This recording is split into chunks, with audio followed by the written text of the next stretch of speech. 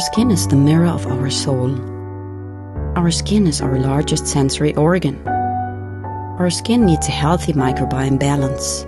This is regulated by its pH value, which protects the skin from pathogens, cold and ultraviolet rays.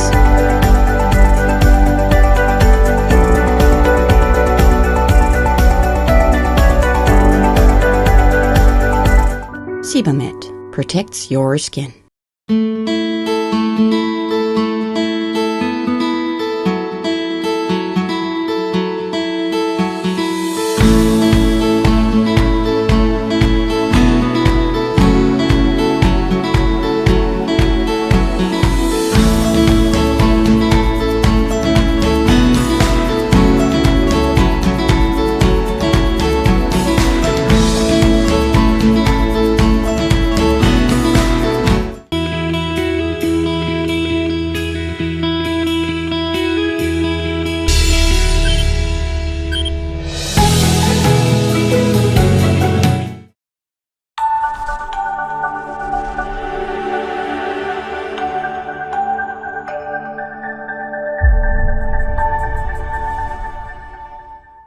The warning signs parents should look out for and the practical ways to create balance at home. Hello dear friends, good evening. Welcome to today's episode of BMC Global Live Al Hilal Health World, Nothing But Lifestyle. This is a talk show with the expert doctors of Al Hilal hospitals and medical centers. In the last episode, we were discussing about screen time in children.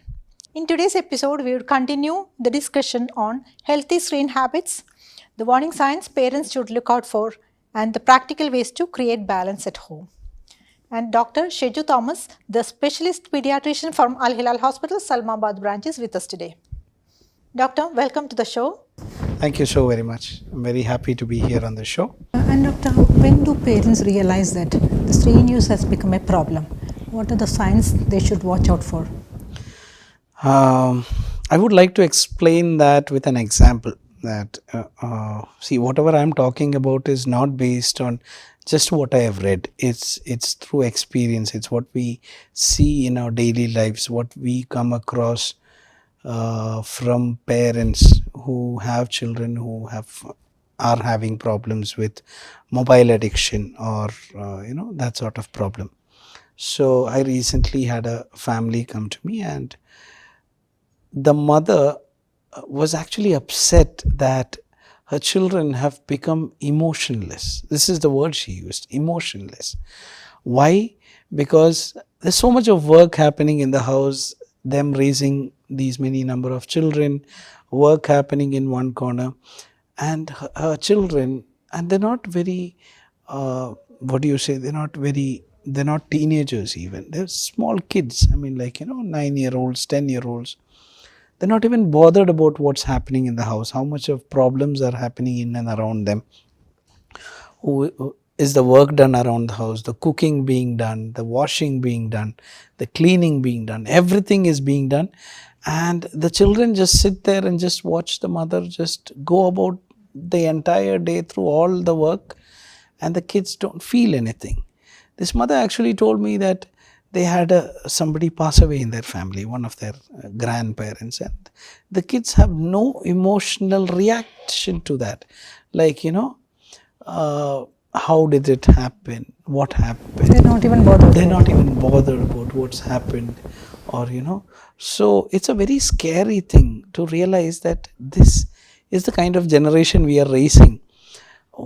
Imagine our parents, at least for our parents, we are there. We are a generation, we are placing our lives into their hands. When we are sick or when we have problems walking, we are expecting them to hold our hand. What if they're not bothered?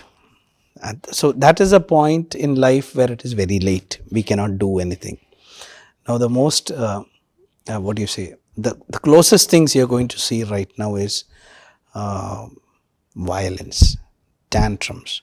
If you take a mobile phone from a child who's constantly watching it, you will see very angry behavior, very violent tantrums taking place. That is when you realize that this has become an addiction and it is going to become a problem. And most of these children they destroy things around the house. And some parents give the phone back and say, no, don't make all this problem, I'll give you the mobile phone back. What you're training your child to do is, you're not giving him any disciplinary action over there. You are actually telling them indirectly that, yes, you will get whatever you want in your life, you just make a tantrum, you'll get it. But do you think you'll get that in your life when you step outside the bubble that we have created? That is what we are all going to face right now. So, as before you see these signs, what we should be doing is, we should be restricting their mobiles, we should be taking it out, and I pray that no parent gets to see those signs or symptoms which I have talked about, because it is, see, we are all under a lot of stress at work, in our daily lives, families, parents back home, everything is there, a lot of stress that we all undergo, and the last thing we need is our children also to become a burden for us. So start doing things early, make discipline very important at home. Make it, as you know, no mobiles means no mobiles, should be very strictly followed. See, what I believe as a father, what I believe is, if I am paying for your education, your clothes, your food, everything that you have right now, then you better be listening to me also. So that is the rule that I tend to keep. It's not like that we need to have military rule at home, but it's that a certain amount of respect should come out from our children towards what we do. They should understand the kind of sacrifices we have made, the kind of problems we have in our daily lives, and that we are coming back to our family, our home, to be appreciated at least for what we do. And if we have children who are throwing tantrums at home when we come back from a stressful day at work, obviously it's going to turn the entire home into a mess. So yeah, we don't want those kind of things, so we keep it all aside. So yes, you will see tantrums, you will see a lot of violent behavior, you will see, if there are siblings who are using two phones, you will see differences of opinion, there will be sibling rivalry over there, a lot of fights happening because of the kind of likes. One person may like this band, the other person may like that band, and this fight keeps happening, it spreads into the family, and a lot of problems are happening. So yeah, so that's how it is. Violent tantrums are one of the most common things you will see when you take away a phone from a child. Now you spoke about the tantrums. Now can you explain how can screen use affect the moods, tantrums and emotional regulation in children? A child who is constantly stuck on the phone, like I said, I have talked about this earlier, the emotion part of it. A child whose dopamine level, we'll put a little bit of science also into it. Now, whenever we watch a good thing, whenever we watch or see a beautiful thing, our brain releases something called as dopamine. So this dopamine is like the good chemical, the feel good chemical. It makes us feel very nice, very pleasant about such things. Now, when a child goes through reels, now reels are not all nice. There are some horror reels, there are some funny reels, there are nice reels, there are sad reels, there are tragic reels that are happening. So their mood is constantly activated on and off. It's like your brain is releasing dopamine so often that finally your dopamine level itself starts to come down. Now research has also shown that children who are constantly on mobile phones have this thing called they require a higher set of reasons for gratification. Meaning, imagine earlier you give your child a small chocolate for his birthday, he'd be very, very happy. Right now, if you don't give at least a PS5, there's no happiness on their faces. It's a very simple example of what is actually happening right now. You require more to bring happiness to your children's lives, and their expectations are very, very high. You may be driving for example, a Corolla, and your children want to drive a BMW, and if you're not driving a BMW, then you're in their bad books. So this is what it is, gratification of what is the kind of feeling that they get, the happiness feeling. And for them to feel happy, they have very, very high expectations of parents. Many parents can do it, many parents cannot do it. So imagine the condition of those parents who cannot meet up to their children's expectations, rather than the children understanding that the father and the mother are, both of them are working so hard to make ends meet. And that's the reason why this is not happening. Children are like, no, my parents are useless. No, there are actually children who think like that. I've actually come across children who actually told me that their parents are useless, and I would be like, my God, what is this world turning into? It's scary as to what this world is turning into because of children like that. So that is how tantrums and this easy gratification process happens in children. They are not worried about what people think about them. They have been taught that my emotion is the only thing that matters. What others think about me, I am not bothered, that sort of thing. But that is okay if you are living in a bubble. But when you are living in a community, everything matters. What's around you matters. The kind of impact you make on other people matters. Then how they view you matters. So all this is lost when children are stuck on their phones in their imaginary world. Well, that's very, very important actually. How can we set healthy boundaries without constant conflict? Healthy boundaries without conflicts, it's very difficult. But if you think back to what we have been through, the kind of families we were taught in. You take a dinner time, for example. Most of the times maybe parents both are working, and the only time you get with the children, or schools are happening, the only time you get with the children are dinner times.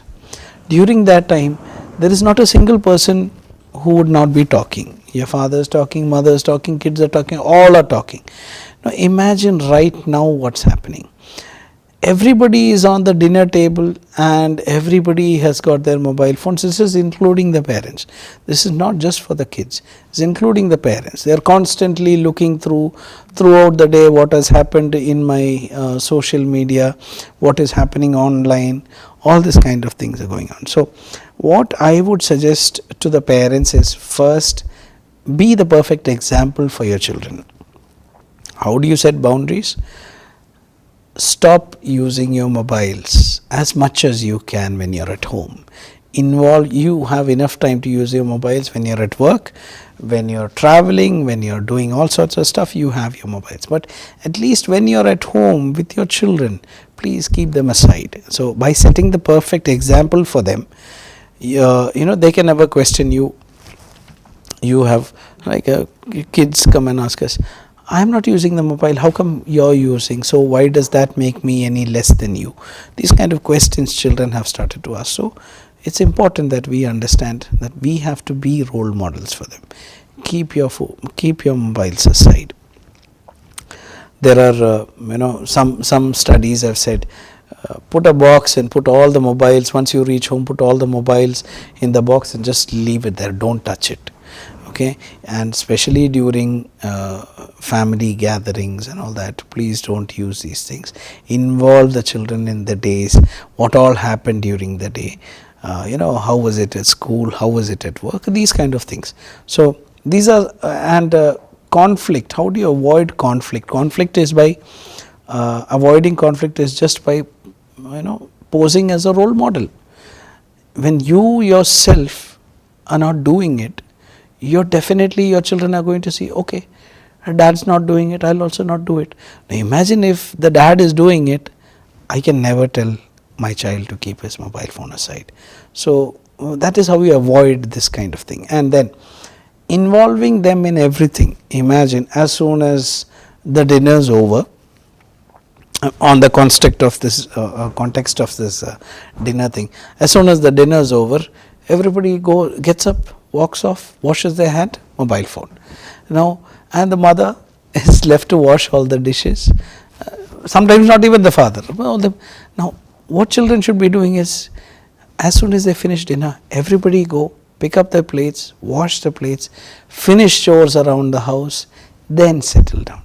So, involving children in every part of work that is done in the house, let it be something as small as just brooming the floor. Let it be something as just as small as folding the clothes, washing the the dishes after a dinner or a meal. See, all this are some of the ways with which we can actually avoid the conflict in the house, keep them busy, keep them involved, and most important of all, you are training your child to do a lot of things by himself or herself. A lot of time, we should always be thinking about what are we raising our children into.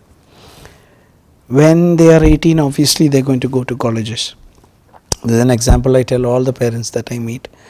At the age of 18, you are going to send your children to colleges, and you are going to be wondering, oh my God, he does not know how to fold his clothes. Oh my God, he does not know how to even make one tea for himself. He does not know how to boil water for himself. How is he going to stay there alone? No, obviously one of the parents are going to go there, stay along with the children, or it's going to turn into a very big mess. Imagine a child who's been taught all this at a very early age. That is one less thing you have to think about. You don't have to be worried about what your child is going to eat, because you know that you have trained him to be perfectly nice. So it's all about when you send them outside your protective bubble, what they are going to become, what they are going to be. Are they going to become independent? Are they going to become dependent on anything and everything around them? Will they survive in this world that we are sending them out into? So it's very important. So avoiding conflicts, you can involve them in all the work in the house, make them do all the chores in the house, small things, big things, everything. And most important, be the role model. Keep your phones aside, and then you can instruct your children to keep them aside. Now, can you speak about the effect of screen time on social skills and friendships? Social skills and friendships, these are emotions or relationships that are lost in the social media. Most of the kids, if you ask them who is their best friend, small kids, if you ask them, they'll say, I have my best friend in class. I have two, three best friends and all that. You take older children, for example. Their best friend may be on Instagram standing somewhere in, example, Antarctica. These kind of things are happening. Long distance friendships and those kind of things. There is no interaction between the people that you meet every day, because you're constantly involved in messaging and all that kind of stuff that's going on with people who are so far away from you and who you barely know. One side of it is that what criticism is that, no, you get to know the world better. No, there is no such thing like that. You first get to know the world around you rather than know the world that's so distant from you.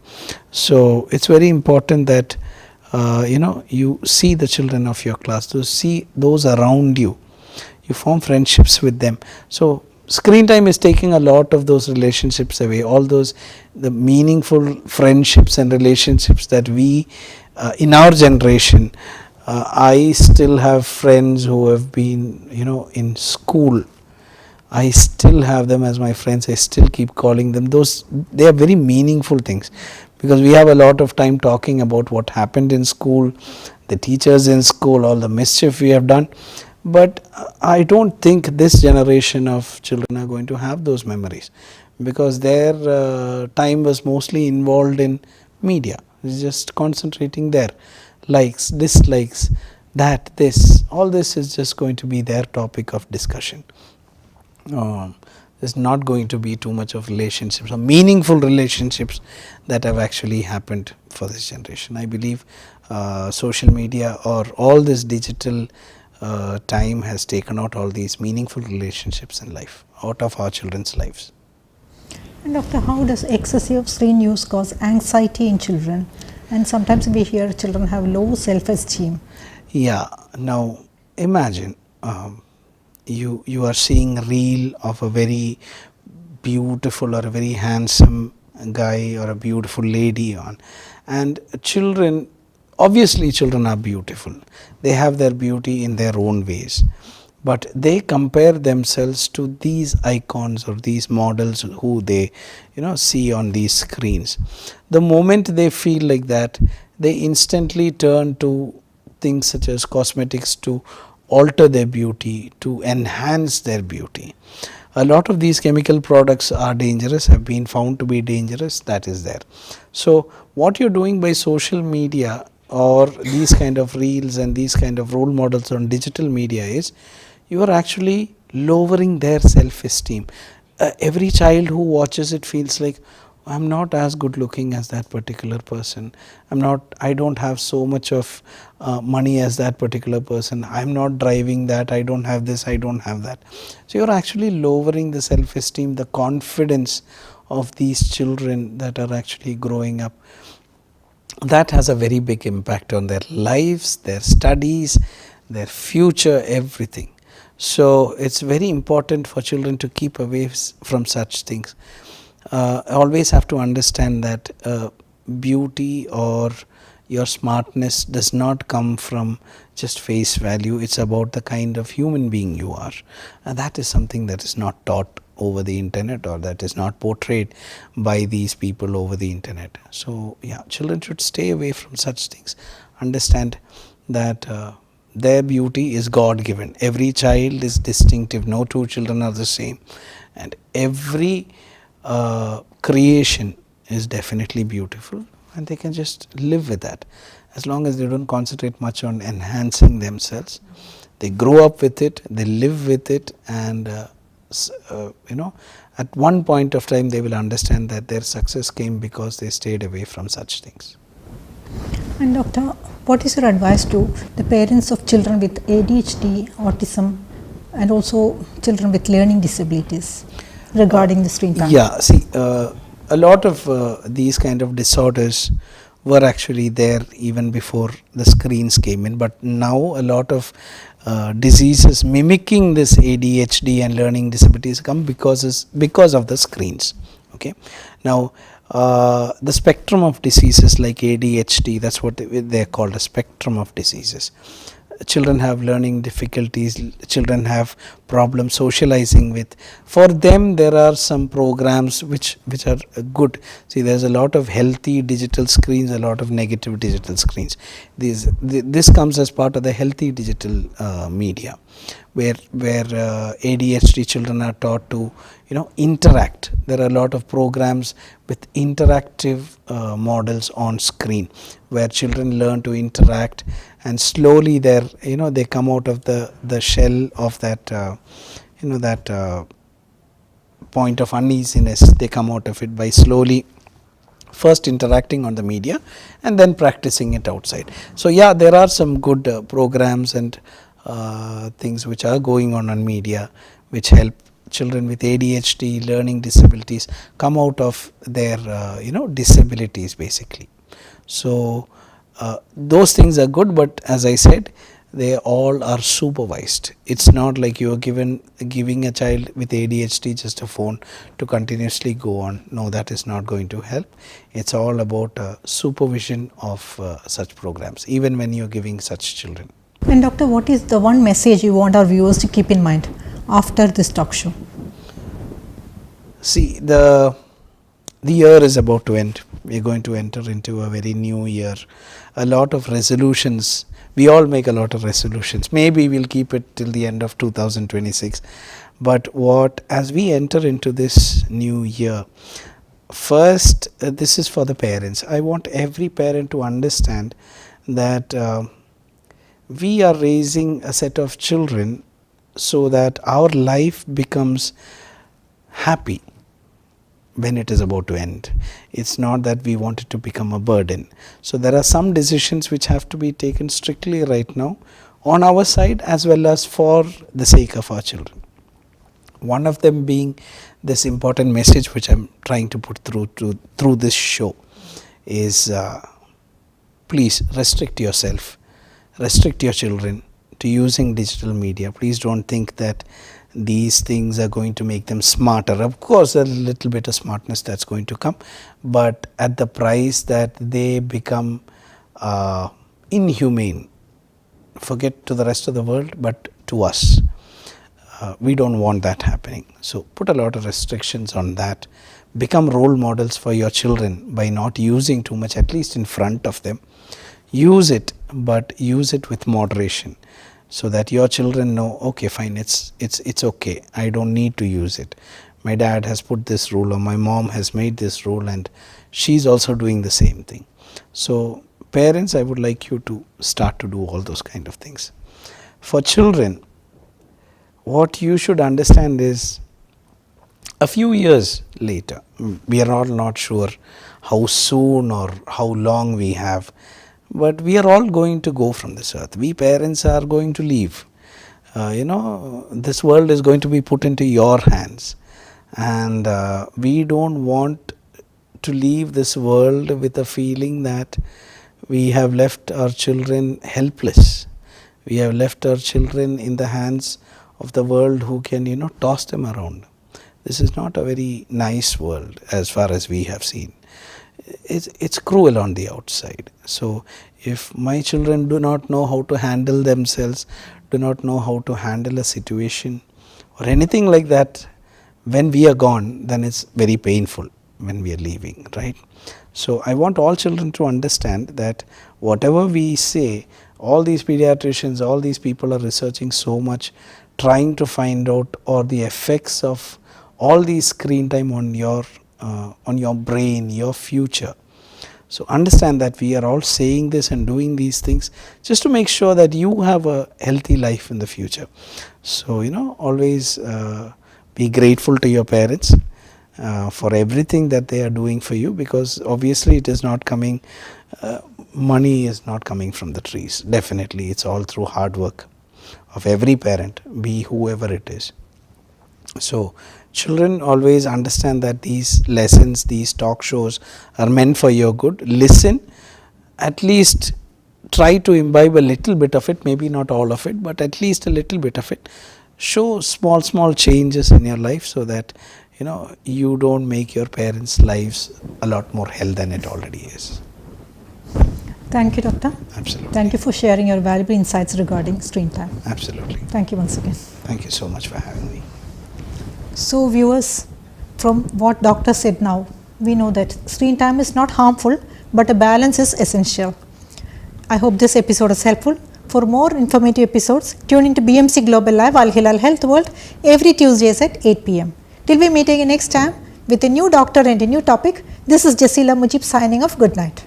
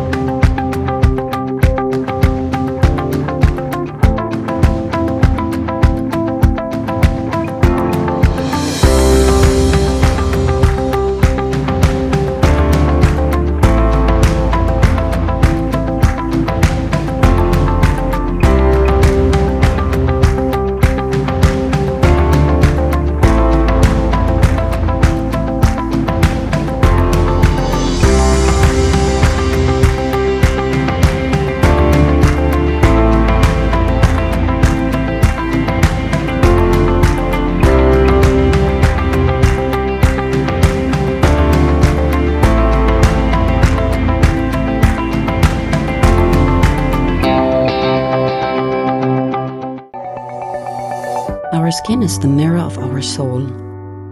Our skin is our largest sensory organ. Our skin needs a healthy microbiome balance. This is regulated by its pH value, which protects the skin from pathogens, cold and ultraviolet rays.